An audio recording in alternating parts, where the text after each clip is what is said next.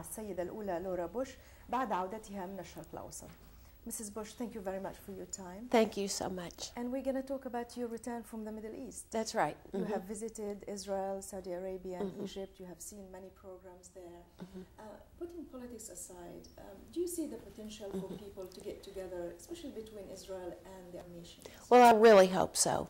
I see a region that has people who are very, very accomplished, people who, there are a lot of resources in the Middle East, both natural resources as well as the resources of a very entrepreneurial type person.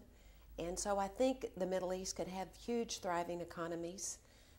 I hope and pray that there will be a peace, that Palestine will be able to build its own country and have a free Palestinian state living side by side with Israel. I know that's what President Bush wants.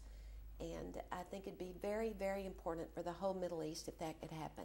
I think the Palestinian people could build a terrific country because I know the Palestinian people are hardworking, they're smart, and I think they're, you know, it would just make such a huge difference if that peace could come about and Palestine could build its own state. You have been a leading activist in breast cancer awareness.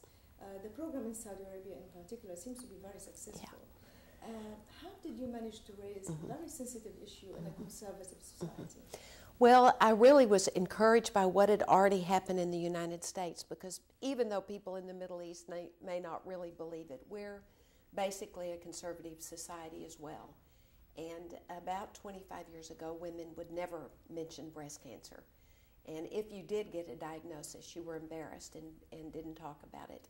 But then two things happened. First, two of our first ladies, Betty Ford and Nancy Reagan, both got diagnosis of breast cancer, and they made that public, which then gave other women the courage to talk about breast cancer.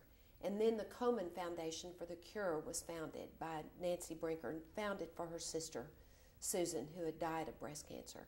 And once everyone started wearing the pink ribbon in the United States, and they started to do all those races for the cure where people would get out and walk in their pink t-shirts and dedicate their walks to their mother who might have had breast cancer or to their sister. Then it became something that women in the United States would talk about. And not only would they talk about it, but they would encourage their own mother or their sisters to get mammograms and to do breast self-exams because we know there's no cure. The only thing we can do is detect breast cancer early.